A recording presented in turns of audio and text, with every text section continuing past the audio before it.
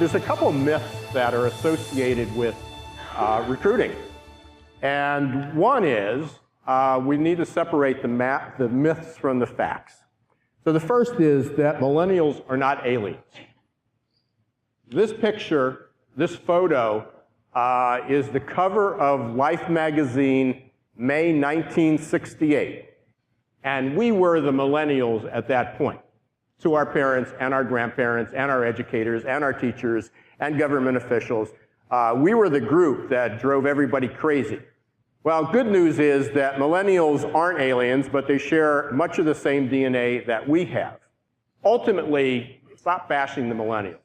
Yes, they're different, but they are the resource. They are the skilled labor force that's going to exist. In fact, they're going to make up 75% of the workforce by 2025.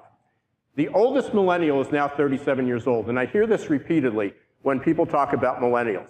They talk about their grandkids or their high school kids or teenagers. The youngest millennial is 21. In fact, it's 2018, so I got to update that. It's now 22 years old. Reality is they're not kids anymore, and in fact, over 30, most of the millennials are settling in. They've found their job. They're very productive workers. And the reality is, between the ages of 22 and 28, or 30, almost every generation goes through this job hopping, job skipping, let's discover what life is till things get settled. It is more difficult today just because of the job market and how things are shifting, but it's very, very different.